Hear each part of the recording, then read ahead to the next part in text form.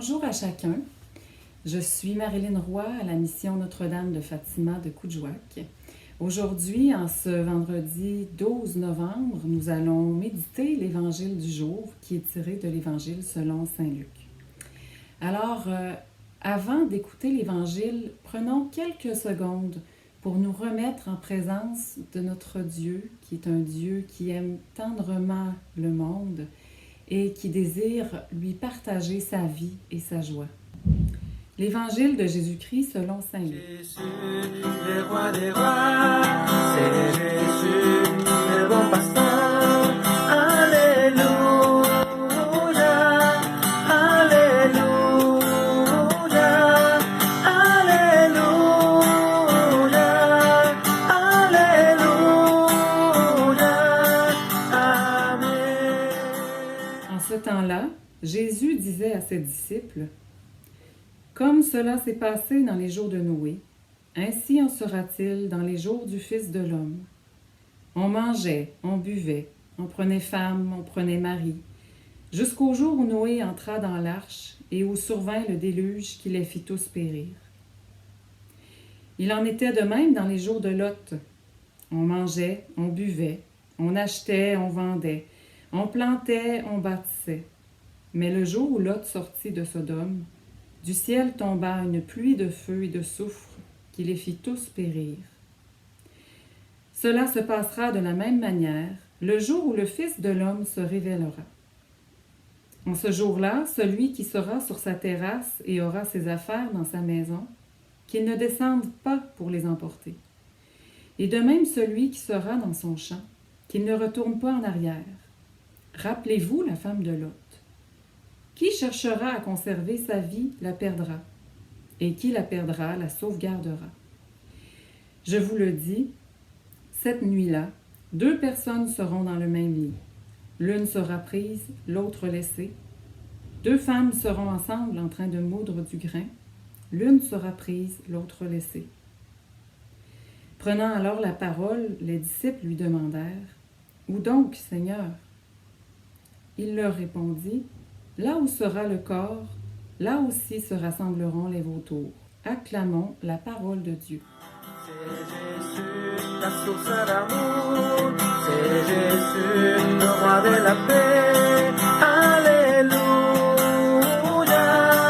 Alléluia,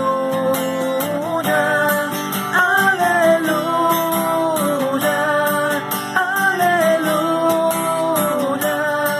Amen. J'imagine que vous serez tous d'accord avec moi que l'Évangile que nous écoutons ce matin est un texte qui est difficile. L'Évangile que nous venons d'entendre, il est dérangeant, il est troublant, questionnant, bouleversant. Je nous invite à nous faire observateurs des réflexes qui surgissent en nous alors que nous sommes devant un tel évangile ce matin.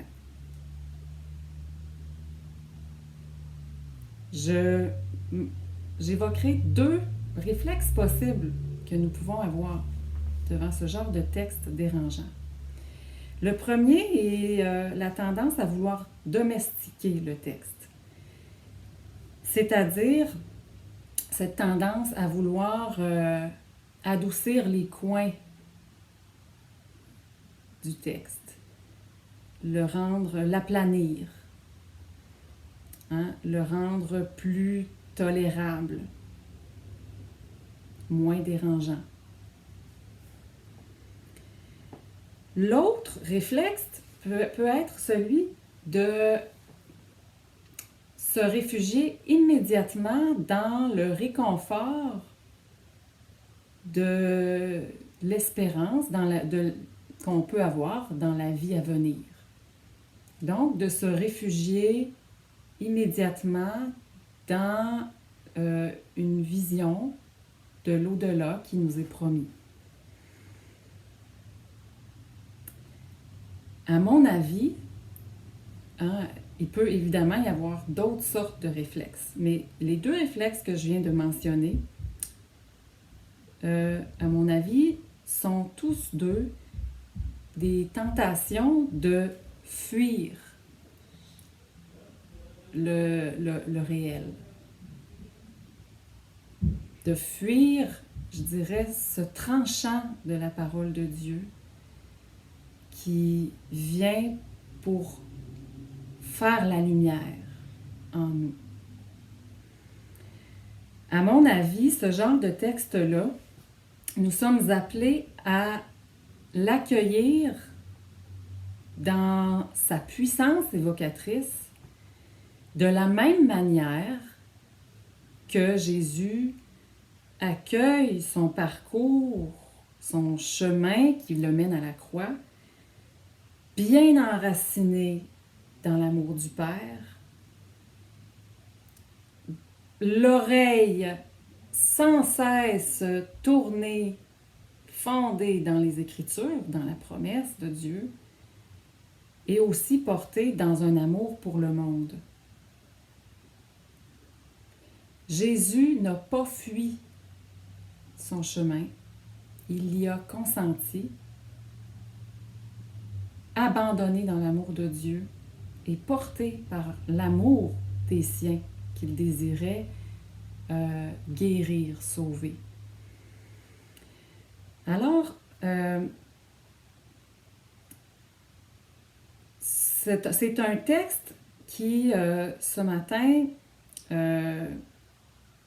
certainement nous convie à sortir de notre zone de confort et qui vise à ouvrir un espace pour notre écoute, un espace pour notre liberté, notre discernement.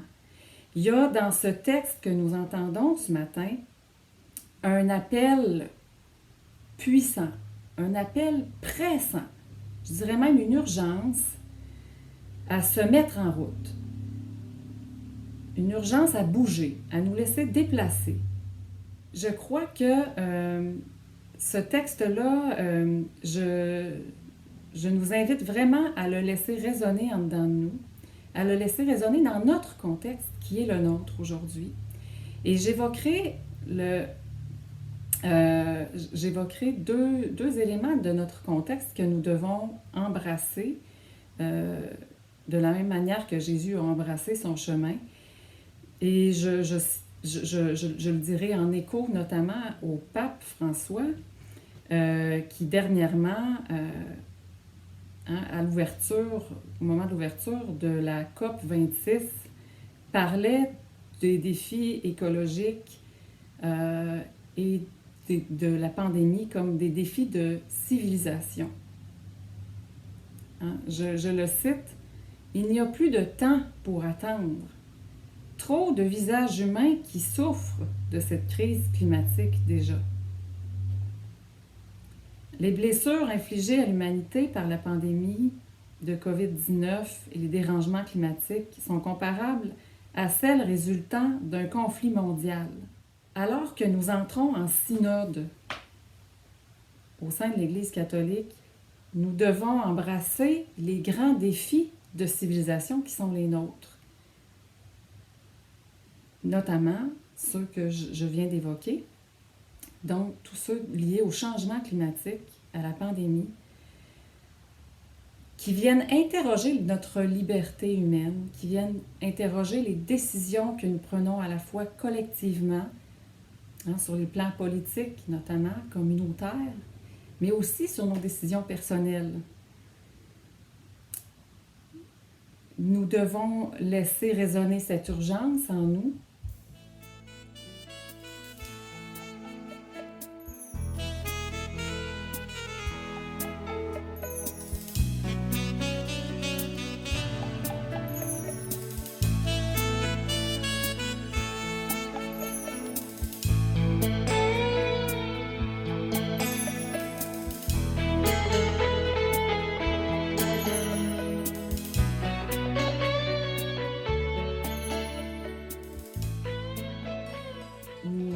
Je nous propose de terminer notre rencontre, notre méditation ce matin en demandant la grâce de consentir à embrasser notre réalité,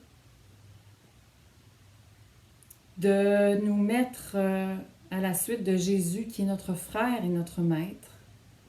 Jésus qui marche devant nous. Nous qui marchons derrière lui, qui le suivons aujourd'hui dans notre présent. Seigneur, nous te demandons la grâce de l'espoir et du courage afin que nous puissions entrer dans un chemin de véritable conversion, tant individuelle que communautaire. Nous te le demandons par Jésus, le Christ, notre Seigneur et notre frère. Amen. Alors, je nous souhaite à tous une belle journée. Puissions-nous demeurer ouverts à ce que cette parole de Dieu continue de nous travailler et de nous mettre en marche. Alors, à bientôt.